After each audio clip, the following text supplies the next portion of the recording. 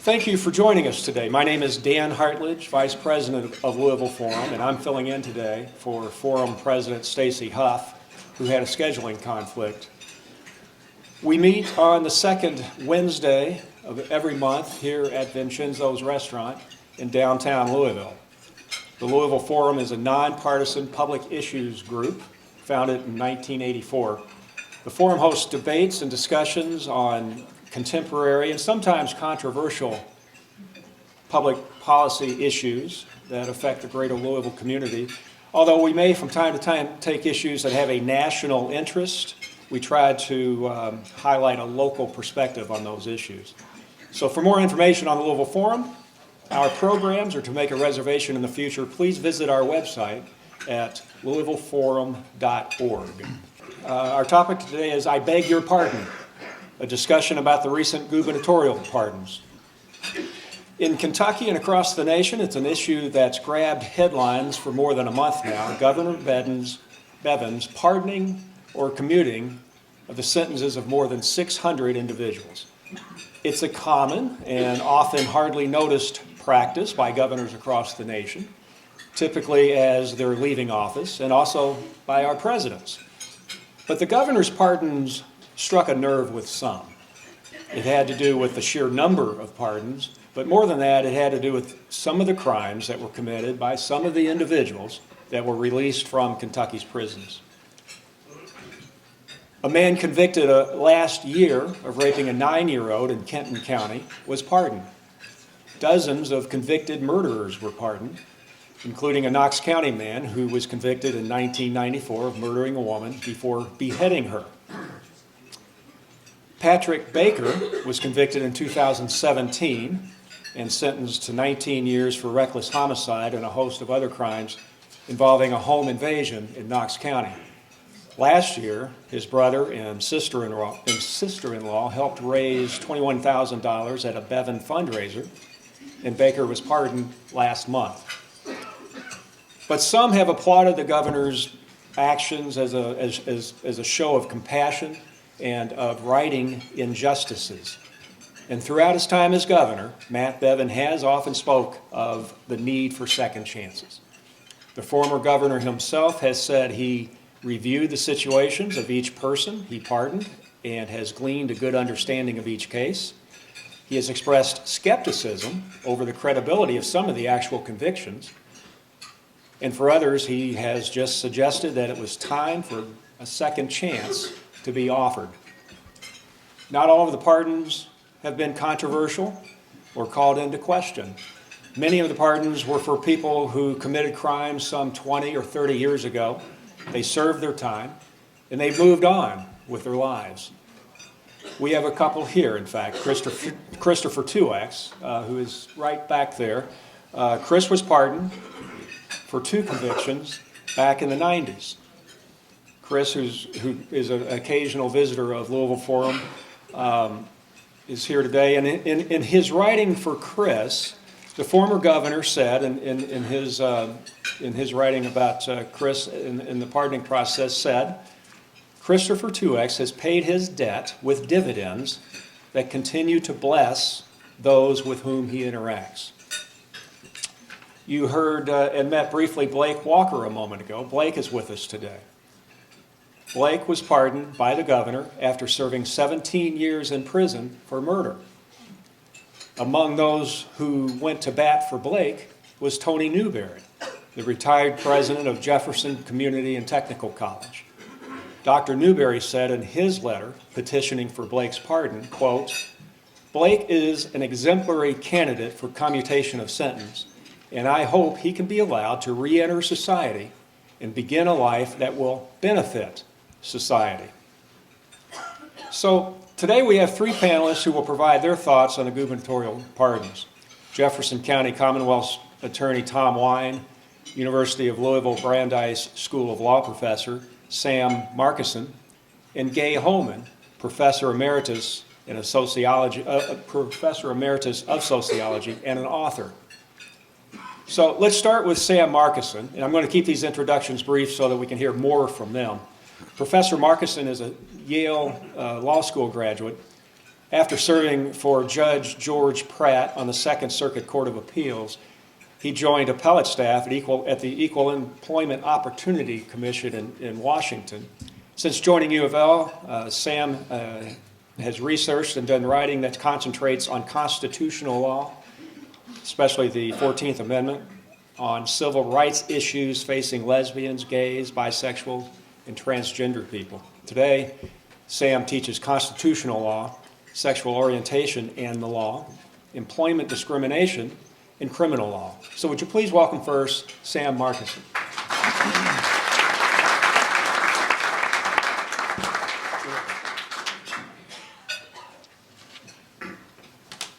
Thank you, Dan, and it's a great thrill and honor to be here on such an important topic. As some of you may know, we have just started our semester at the law school at U of L, and this is a way to kick it off with some energy, I think. And I'm going to talk about a couple of things, and the one thing I'm not going to talk about, and I hope this won't be a disappointment, at least until the questioning period, is the specific pardons themselves by Governor Bevin. And I'll talk about some generalities on that, but my job here today is to talk about some history of the historical underpinnings of the pardon power, some thoughts about possible limits that could be imposed on the pardon power without necessarily saying that would be a good or a bad idea, and then just some observations in general terms. But the one thing you will not hear from me, at least unless I go wildly astray, is anything specific about any particular pardon. As far as history is concerned, the pardon power goes all the way back before there was a United States, and its derivation is in the sovereign status of a king or a queen. And the idea was that the king, let's assume for the moment, because most of the time it was a king, was the embodiment of the law. That there could be no law, at least law on earth, unless it was in the form of the edicts of the king. And so if there had been a conviction in the king's courts, and the king decided it was unjustified or wrong or needed to be changed, that authority was in the person of the sovereign. Now, I don't think any of us would suppose that that's a good enough justification for the pardon power in any chief executive in our system. That is, that the president of the United States or the governor of a state simply embodies the law and has all of the authority, all of the magisterial authority that the law can carry with it. So we've had to come up with some other justifications, both historically and today, for retaining this pardon power, for carrying it into the present. And that justification, in very general terms, has been that sometimes there are miscarriages of justice, that our criminal justice system, based on what prosecutors do, what police do, what judges and juries do, has the reflection of the fact that we are imperfect human beings and we carry out an imperfect system as a result. And in order to have a last gasp, a last outlet to remedy those injustices, the pardon power should continue to exist. And thus it has been carried through for chief executives across the country, including here in Kentucky. And in Kentucky, it is contained in Section 77 of the Kentucky Constitution. And I'll just read part of that to you to give you a sense of how broad the power is. There really is only one relatively minor limitation on the pardon power that the governor has. And here's, I'm quoting, "He," assuming it's a he, "shall have power to remit fines and forfeitures, commute sentences, grant reprieves and pardons," and here's one limitation, "except in case of impeachment." So there can be no pardon for an impeachment. "And he shall file with each application, therefore, a statement of the reasons for his decision thereon."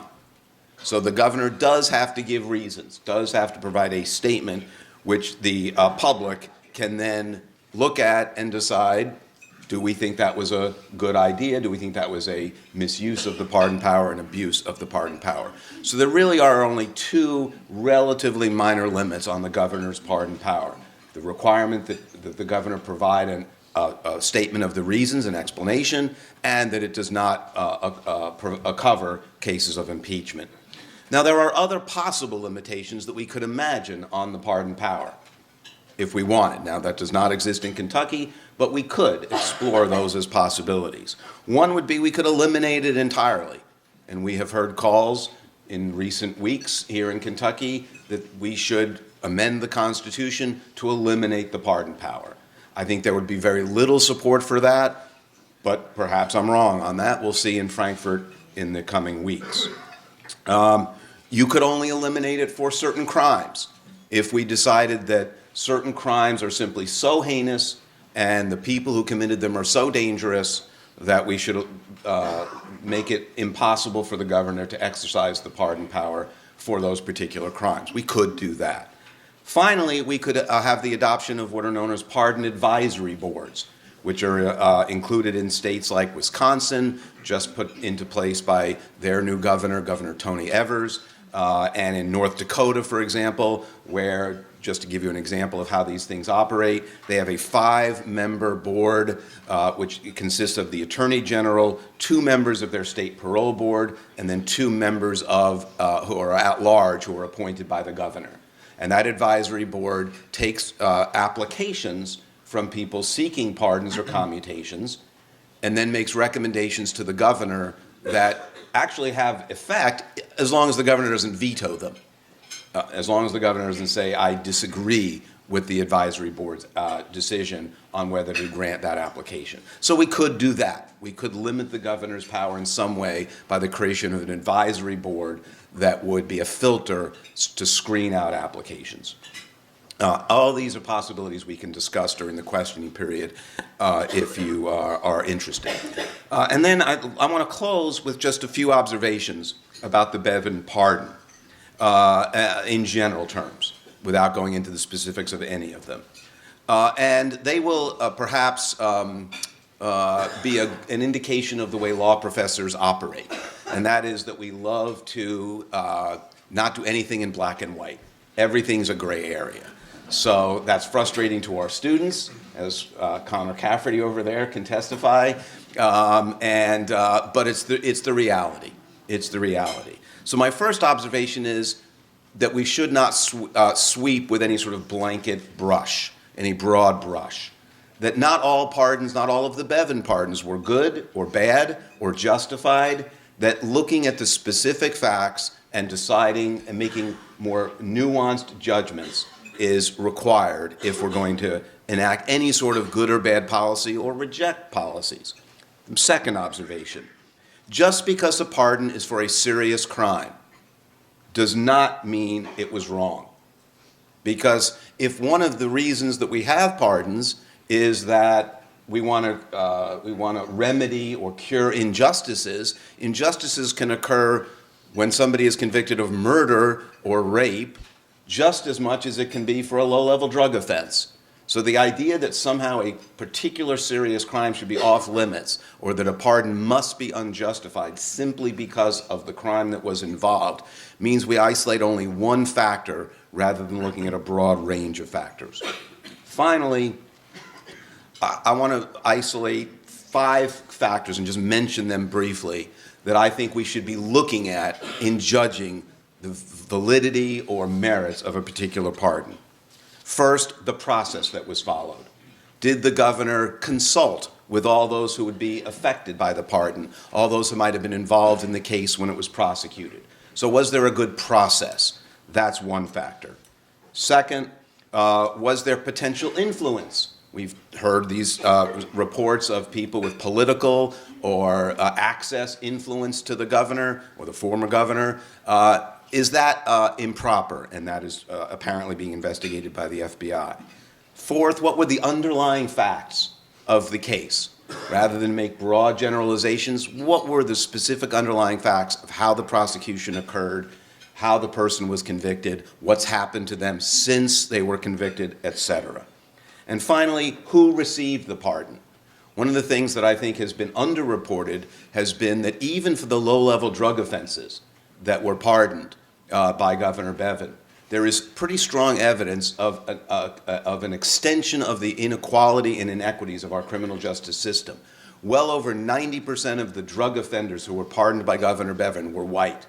If anyone thinks that over 90% of drug offenders in the Commonwealth of Kentucky who are serving sentences are white, you haven't looked at the data. And so why is that? We should ask questions about not only what is being done, but who is receiving the benefit of it. And so with those observations in very general terms, I hope to spur some conversation, and I'll turn it over to our next speaker.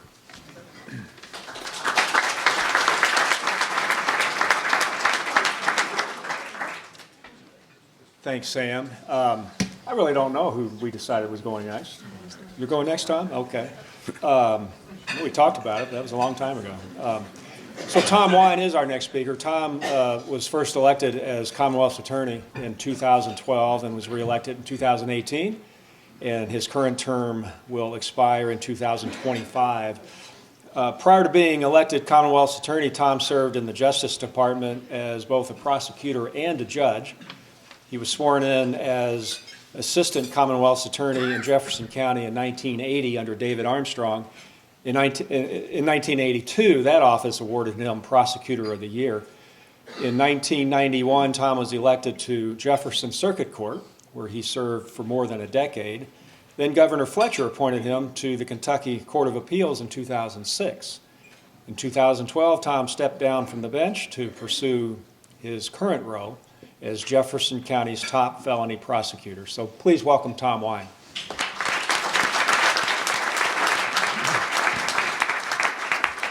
Thank you, sir, very much, and thank you all. I have to tell you that it really hurts going third. The only thing being worse is fourth, because you would have taken everything else I had to say. These two covered most of it. And I'm also told we got about 7 minutes, which I'll try to honor, and there's a sheet here they're going to flip over. What I was really concerned about, though, was this roll of duct tape up here. But if I go too long, that may be used as well. So, but I do want to thank you all for the opportunity to speak, and I do want to clarify a few terms. First of all, we kick around the term about a pardon and a commutation, and you'll see that if you take the time to research the number of pardons and commutations given are kind of sometimes used interchangeably. But basically, a pardon is an expression of forgiveness that's usually granted in recognition of the applicant's acceptance of responsibility for the crime. It removes any remaining prison sentence and restores civil rights, including the ability to vote, to serve on a jury, to hold public office, and to own a firearm. A commutation just fully or partially reduces a sentence, but it doesn't change the fact that there is a conviction or restore your civil rights. I also have to make some quick disclaimers. I'm not here today on behalf of the Commonwealth Attorneys Association or the County Attorneys Association or the Attorney General or the U.S. Attorneys or any state legislator who may be opining opinions on this issue. And I appreciate that there have been calls for the investigation by the FBI of the governor, and at least 2 state senators have called for the Attorney General to investigate, and a Commonwealth attorney in Northern Kentucky is conducting his own investigation. So I want to make sure that my comments are not in any way construed as a defense of the governor, or that I am in any way making any accusations that he has committed any type of criminal activity. That's all going to be resolved somewhere else at a later date and time. And I do certainly respect the power of a governor, any governor, under Section 77 of our Constitution to grant pardons that would, and many of these pardons, I will tell you, that I also believe are understandable, they are acceptable, and unfortunately, those type of pardons have been overshadowed by a small minority of pardons that are very difficult to understand. And I believe that the recent spate of pardons with no considerations for the victims, and that's where I'm coming from, who suffered horrendous sexual assaults or family members of deceased victims justifies how the power to pardon, or would justify how the power of pardon happened in this case, and certainly merits some review and perhaps restrictions. We know that Governor Bevin granted about 650 pardons. About half of those, 336, were for drug possession offenses only. And I agree that long-term incarceration for a drug user is not an appropriate use of our resources, both in imprisonment and getting people back out onto the street with their addiction cured. So I can see why the governor felt that that was important. Here in Jefferson County, we have a heroin rocket docket that does just that. We push people into treatment, multiple opportunities when they fail, because we believe it's better to get them off of the drugs than to turn them loose. But that requires a lot of intensive programming, a lot of intensive treatment. And unfortunately, when you have this broad sweep where you just take everybody out of the system without an opportunity to be heard, there are some bad results. One of those occurred here in Jefferson County with a gentleman by the name of Brian Bishop, who had failed multiple times. And our office had tried multiple times to put him into different programs. And the last time he was incarcerated, there was a motion for shock probation. And our office, along with the defense counsel and the judge, agreed that he would be shock probated, but not until we had a treatment facility available and through the Veterans Treatment Court. And unfortunately, this broad commutation and pardon process, Mr. Bishop was released and 9 days later died of a drug overdose. Had we been able to get him into treatment, I'm not saying he wouldn't have overdosed, but at least we would have had the opportunity. There's a similar case right now in Fayette County of a lady who is being held, and they were trying to place her into a treatment program in Fayette County. Same thing, she's cut loose and she's out on the street. Is she going to be our next Brian Bishop? And it's important to also remember there are 336 cases.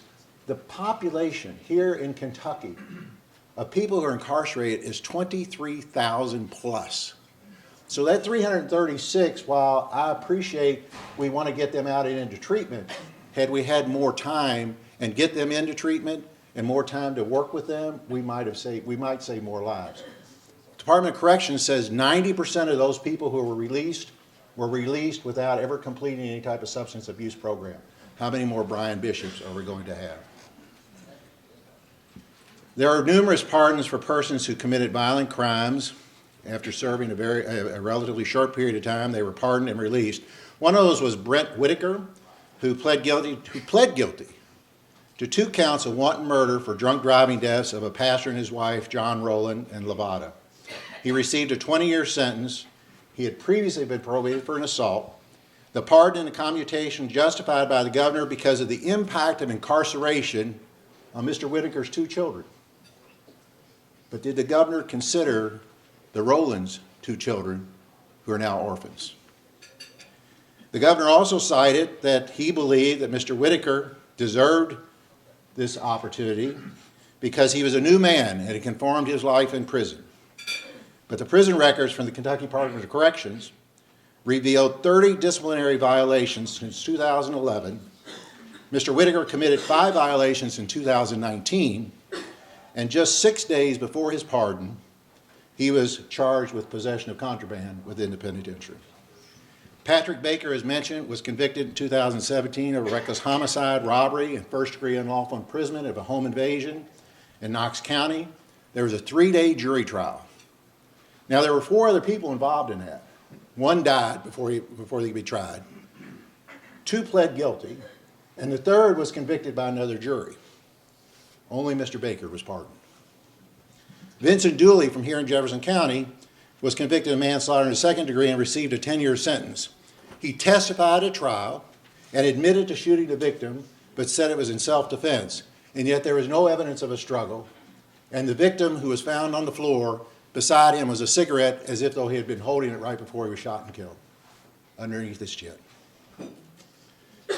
Gabriel Kidd and a co-defendant committed armed robbery here in Jefferson County of a convenience store. Both presented a defense that they had been intoxicated. Both were tried by a jury.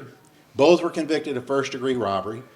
Governor Bevin conditionally pardoned Mr. Kidd, contingent upon Mr. Kidd agreeing to abstaining from alcohol and attending alcohol economics classes no less frequently than a month starting December 19th of this year. Now, I don't know how we enforce that, and I don't know what happens if he doesn't. He's going to have the pardon's not going to be taken away. Again, our office was not consulted. Interesting, the co-defendant who presented the exact same defense, tried by the same jury, received the same penalty, was not pardoned. and he was the lookout. He sat out in the car and waited for Mr. Kidd to come back. As I mentioned, there are questionable pardons that are overshadowing those that the prosecutors may not find objectionable. And I prepared this a couple of days ago, so before I knew who was going to be here and before I knew what the introduction was going to be like, I want to mention some of those very quickly. Albert Bryson from Christian County was convicted in 1997 of burglary. He now works with local use. The prosecutor down there says, "Great job, Governor." Our own Christopher 2X from Louisville had several felony convictions from 1990 to 1997. And since paroled, he has worked with the local criminal justice partners, with victims and with defendants. And I've seen him do a great job in the courtroom of calming down the situation. Great job, Governor. At least 4 women who were previously convicted of killing their spouse or significant other had their sentences previously commuted by another governor because they were victims of domestic violence. And Governor Bevin pardoned those 4 women. No problem with that. That makes sense. But there are those pardons that we as prosecutors may not agree, but at least we understand because there's a rational explanation. Prior to 1976, the offense of rape in Kentucky carried a penalty of a number of years or life without parole or death. There are 7 men left in Kentucky who were still serving that sentence. All the rest had either had their sentences commuted or they died in prison. I had a chance, because I knew the DPA was doing this, to reach out to the victims in the case. 2 of them are still surviving. They objected to the commutations. 1 was killed during the rape, and her brother objected to the commutation. The other woman committed suicide about 3 years after the rape, and I think I probably can figure out why she committed suicide. These men are now in their 70s and 80s and in failing health. I wanted at least the opportunity to express to the governor what the victims felt about this. But there's also the part of me that can legitimize and can understand, if we're looking at inequities, why are there 7 people still serving a sentence that no longer exists when all the rest received commutations. Harry Rothgarber, a former public defender, and I get it, says, back in 1983, Governor Collins asked for the names of all those men serving sentences. They made 20 recommendations to the governor to commute those sentences, and Governor Collins commuted those sentences. So there is a process that we can follow. And I want to say here as well to Mr. Baker, and I'm not going to get to, but yours was one of those cases that I looked at. And I know, Mr. Walker. Walker, I'm sorry, Mr. Baker Walker.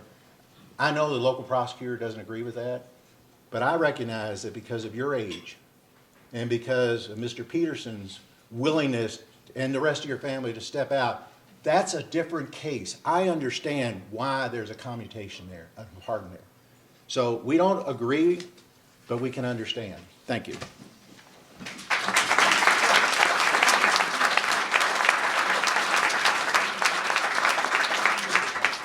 Thank you, Tom. And our third panelist is Gay Holman, a retired professor of sociology. For 15 years, she coordinated the prison college program for Jefferson Community and Technical College and taught at all the area prisons for about 20 years. In the last 10 years, she's headed up a reentry group helping released men and women as they rejoin our community. Beginning in '94, with permission from the Department of Corrections, Gay began recording the personal stories of 50 incarcerated men serving at the Kentucky State Reformatory and Luther Luckett Correctional Complex. 17 of the men remained incarcerated 20 years later and became the foundation of a book that she's written called Decades Behind Bars, a 20-year conversation with men in America's prisons. Over the years with Gay, men have discussed with her what it means to commit a serious crime and be confined for perhaps the remainder of your life. Gay also noted that she is familiar with several of the men and women that have received pardons recently from Governor Bevin. So please welcome Gay Holman.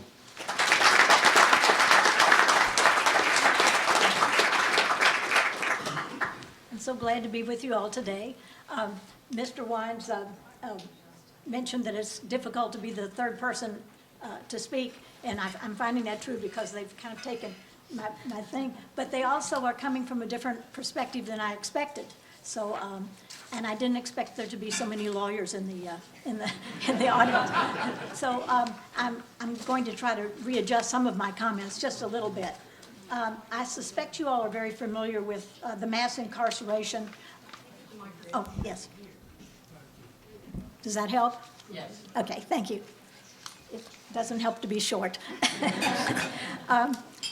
You all are familiar with mass incarceration problems, and of course, that's where my interests are especially focused. The United States incarcerates a larger percentage of their population than any other nation in the whole world, including Russia, China, Cuba, so on and so forth. But in Kentucky, we also rise to the top in terms of the percentage of our citizens that we incarcerate in Kentucky. We are number 7th in the percentage of our citizens that are incarcerated, but at the same time, our crime rate is well below the national average. So we have a special issue here in Kentucky. The statistic I found particularly problematic is that we are the state with the second largest percentage of children who have incarcerated parents. 13% of our children have parents who are incarcerated, and you can just think about that for a while and think of the unintended consequences, all the things that come from that. That deserves more conversation as well. Now, to me, Governor Bevin's reasons for giving widespread pardons and commutations has not really been clear. Maybe he was trying to address the serious overcrowding of our prisons and jails. It's an enormous problem here in Kentucky. Or perhaps he was motivated by compassion. But regardless, I think he was doing the right thing for both reasons, but I think he went about it the wrong way, and that's what our speakers up here have talked about. It's caused a lot of controversy where maybe instead we could have built understanding. Anyway, we have right now an uproar that's going on. I'm hearing, you all said maybe it won't be negative. I'm hearing a lot of negative comments from people that I know, and I'm afraid that it's going to cause more harm than his actions did good, and I hope that we can address that. I have 3 points that I want to make, being afraid the sign's going to come up here. So they're very short things, but I'm hoping they'll give us jumping off points. The first is that we wouldn't need pardons or commutations if the justice system was truly just. And I think our speakers have spoken to that. And it's a little intimidating to say that in front of a bunch of attorneys. But nevertheless, from the time a person goes into the moment they are arrested to years after they are released, there are a lot of inequities that we really need to look at and think about. The second point is that I think we need to change the community discussion that's going on right now. And I've actually seen some signs of it here. We're using knee-jerk responses to things. We're using labels of murderer, sex offender, drug dealers. And immediately that brings stereotypes to all of our minds. I think that the discussion should not be on what people did, but on who they have become. And you gave an example of someone who did not necessarily become a person deserving of a pardon. But it's those issues that we need to look at, and we're not talking about that enough. I think we're dealing too much with the labels that give us a knee-jerk response. And then lastly, in dealing with public policy, I think we have to put faces to our discussions, because we so often, in thinking about new things, we don't think about what the unintended consequences would be of our decisions. And so, and while Mr. Wines did that very well, I have another example of a man that I'd like to present to you. His name is Norman. That is not his real name, but he is a real person. He applied for a pardon, although at the last minute, so I don't think he had much of a chance, but he was not given a pardon. But this is his story, and so I'd like to talk to you about him. He's an 80-year-old man who I have known for over 30 years. He was first my clerk at Kentucky State Reformatory when I ran the college program. His crime occurred over 50 years ago. He was a teacher, and he allegedly persuaded 3 teenage girls to commit oral sex on him. In his records, it was described as a nonviolent exchange. Nothing was said about the incident for 20 years, and he went on teaching, until the women came forth as adults, claiming dissociative amnesia. He turned to his small-term lawyer, who mostly handled wills and property transfers, and he was tried and sentenced to 99 years in prison. Norman served many years at Kentucky State Reformatory before he was eligible for parole. He was turned down for parole the first time he came up based on the excessive length of his sentence in spite of his many positive actions at KSR. Several years later, when he was once again eligible for parole consideration, a group of his former students, headed by several families, led an effort to secure his release. Okay. A top state official had been his former student, and so they persuaded him. He went to the parole board and got his release. 16 years have passed since then. He's been out. He is on the lifetime sex offender registry, and it has made his life considerably more difficult. But he has lived an exemplary life, not even a parking ticket. He turns 80 years old next month. He's had heart bypass surgery. He has many health issues. He's incontinent. He has fallen many times and could not get up. He uses a walker and a cane. He's unable to care for himself in many ways. Everyone agrees he desperately needs assisted living, but he is existing on a Social Security income of $885 a month. So he cannot afford regular care. But that means he must rely on facilities that offer subsidized housing. But he's not eligible for those places because of HUD restrictions forbidding the use of subsidy funds for anyone on the sex offender registry. So the only solution available to him is a gubernatorial pardon. But I suspect there's going to be little chance that the new governor is going to consider him, considering the stigma and the political blowback. A pardon is what he needs. A commutation is a separate issue. And that's where I'm very interested in the long-term people that have many years to serve, who have changed, and whom I know and who I have talked about in my book and all. I will hurry here. These people are costing our state millions and millions of dollars. And it's very frustrating to leave so much unsaid here. But the bottom line of this is that we really must think carefully about what we do and any knee-jerk responses that we have. And I thank you for your attention and look forward to your questions and conversations.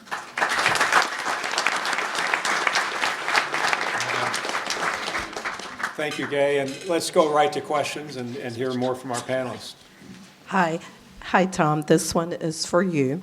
Did Patrick Baker's 2 co-defendants request pardons or commutations? Did Mr. Kidd's co-defendants request a pardon or commutation? And then there's a statement here that says men will not receive this unless they ask or know to ask.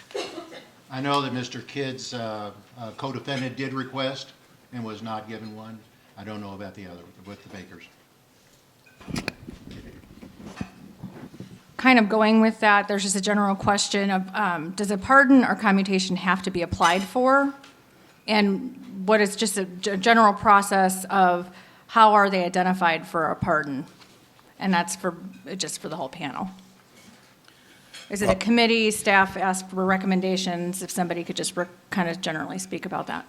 As a practical matter, yes. Somebody has to ask for it to get onto the radar screen of either an advisory board, if one exists in a state, or the governor, if the governor and his or her staff process them through their own,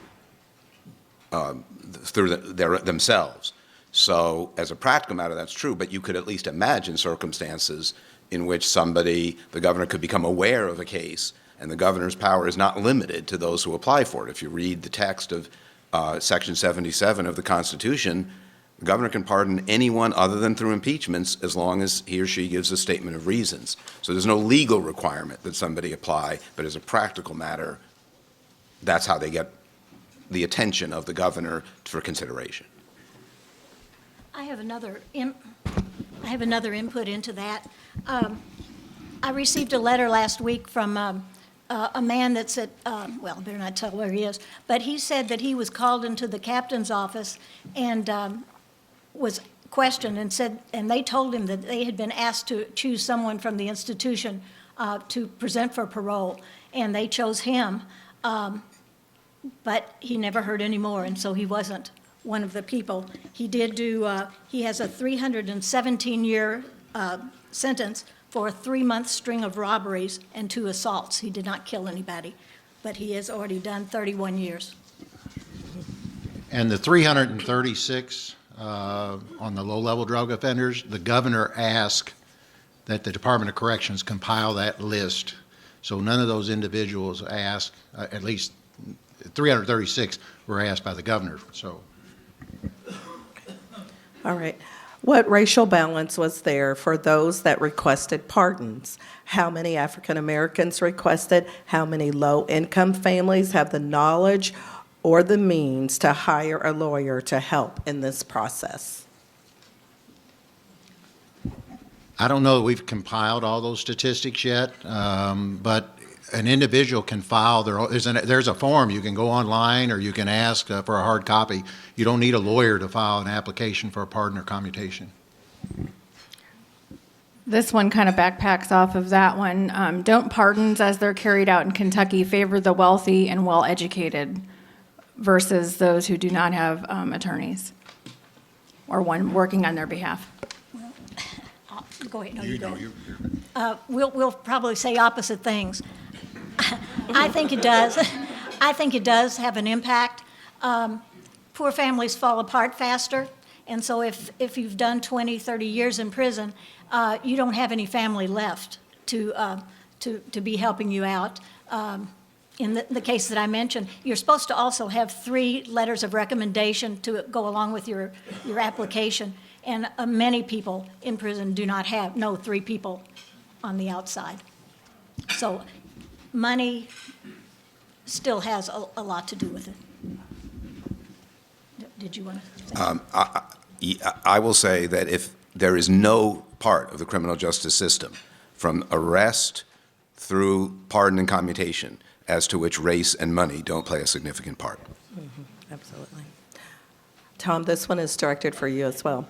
What are the repercussions if the FBI finds problems with Governor Bevin's pardons? Can a pardon even be reversed?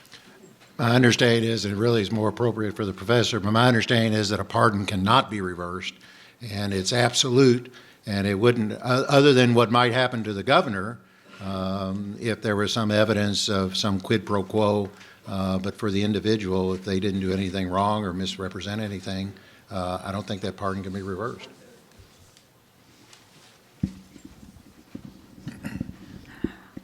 Tom, this one is also for you. How might the Commonwealth Attorney's Office respond if Governor Beshear pardoned every Kentuckian ever convicted of a single drug possession charge? I'm not sure what they mean, how would we respond? I mean, individuals who have pled guilty to the charges, who admit that they have problems, and then are turned out onto the street without any support, I would say we would respond that was the wrong way to handle it. But I appreciate that drug treatment is better outside the penitentiary than in it for the low-level offender. But a lot of these individuals, again, when you go back and look at them, they were trafficking charges that got amended down to possessions. They were individuals who still do not have the appropriate follow-up. And this question relates to bail. The county jail is filled with people that cannot afford bail. What can be done to improve this situation? Well, it's not directly relevant to pardons, of course, but just to put in my 2 cents worth, there are certainly proposals for either the elimination of or significant bail reform that have been introduced in Frankfurt, and those would be an excellent way to deal with not just the overcrowding caused by the bail system, but the inequities that are caused by the bail system. There are about 3 questions that I've kind of put into this category. Should there be accountability for a governor who issues pardons? Should pardons only be allowed before an election? And should that be taken into consideration? As far as whether pardons should only be allowed before elections, I think my own view is the answer is no, because sometimes not having to face the voters again gives an elected official freedom to do what's right, even if it's not politically popular. And so I wouldn't favor a limitation like that. And as for whether there should be accountability, I think there should be accountability for abuses of the pardon power, as Tom suggested. If it can be shown that the governor, the former governor, issued pardons as a result of what amounts to quid pro quos for political benefit, then I think there's some federal crimes there, and that would be the kind of accountability you could have. I'm sure there are people in this room that remember back in 2005 when the Fletcher administration was under investigation, there was a special grand jury called, and Governor Fletcher pardoned all of his, a blanket pardon for all of his administration for any crimes that they may have committed, which created a big stink back then and calls that we would revamp the whole process. So it's not the first time that a governor's power to pardon has been called into question. All right. When people say sentences mandated by a jury should not be altered because you were judged by your peers, do you find that to be disingenuous because most jurors have no concept of the impact of long-term incarceration? Oh, well, I don't know quite how to, I'm not sure I would go along with the whole premise of that, but I do think that we have no idea what the impacts of long-term incarceration are, and we need to become more aware of that. Prison can either help people or ruin people, and we need to spend more time trying to identify what it is. We do know that education is the number one way to help with recidivism rates, but yet we're cutting back our education in our prisons extraordinarily, and in fact, they did away with the college program this last semester. So there's just a number of problematic things that we need to look at that the public needs to know about, because if the public is behind it, then the politicians will go along with it as well.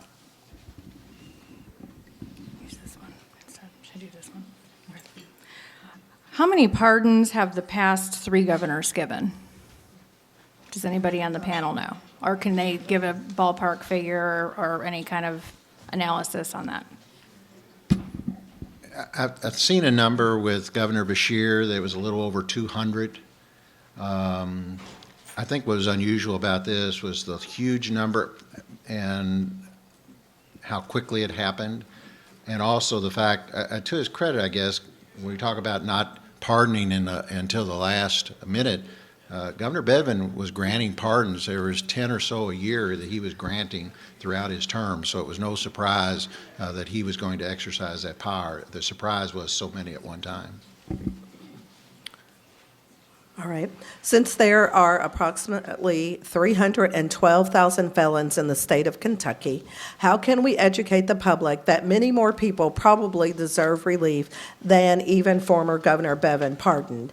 The media's sensationalism does an injustice to mass incarceration reform.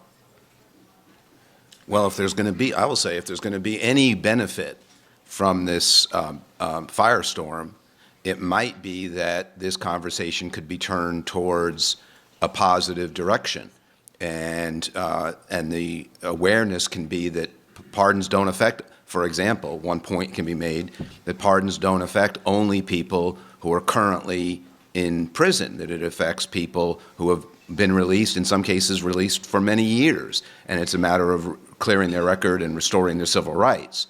And so that conversation can happen. Maybe I'm hopelessly naive in believing that it's all sensationalism, but perhaps that can be the one positive from the controversy. May I add something too? I think we need to use this opportunity to start new conversations. First of all, the injustices that we've all referred to that occur, but also it's the parole board. You wouldn't need all of this if the parole board was operating the way that many of us think it should operate. And it needs to be, first of all, the parole officers need to be protected from their decisions. In some states, they can be arrested, they can be tried for making what the public considers improper decisions. And then also they need to be protected, removed from the politics of the state. So we really need to look at the parole system. I would say, if I was saying anything, one thing, I'd say look at the parole system. You wouldn't have the needs of all this. And we have time for one more question, Tony. And this one is for Professor Markuson. Does not the nature of a particular crime rate as more heinous requiring a different deposition, for example, rape of a child versus burglary, as an example? Absolutely. I think that's one factor that should be looked at in a range of factors. As a constitutional law professor, I drill into my students the idea that you have to look at multiple factors. There's no one easy answer that tells you exactly what the outcome should be. So the seriousness of the crime and the dangerousness of the person who committed it, as well as our confidence that that verdict was correct, all of these are factors that we would look at. And my basic point here is that there is no one single easy answer or criteria that should tell us whether a particular pardon is justified. The only thing I would say again is I really wish that the victims in these cases had had an opportunity to know what was happening. I think if you're a young man who was sodomized with an object that you had to have your colon operated on, to find out through a news report or a prosecutor calling up saying, I just heard about this, is not the way to handle it. We owe more to the victims of all these crimes that they had an opportunity to know what was going on. Okay, thanks, guys. Tom, Gail, Sam, thanks very much on behalf of the entire Louisville Forum.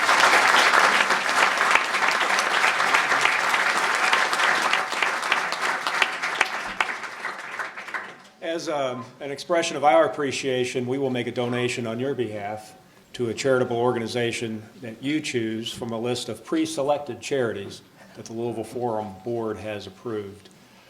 As we heard a while ago, our next gathering is the annual dinner on February 27th. We hope you'll make it. Invitations will be in the mail shortly. And certainly if you're not a member, you're still encouraged and invited, and you can make reservations for the annual dinner by calling our voicemail at 329-0111. Thank you very much.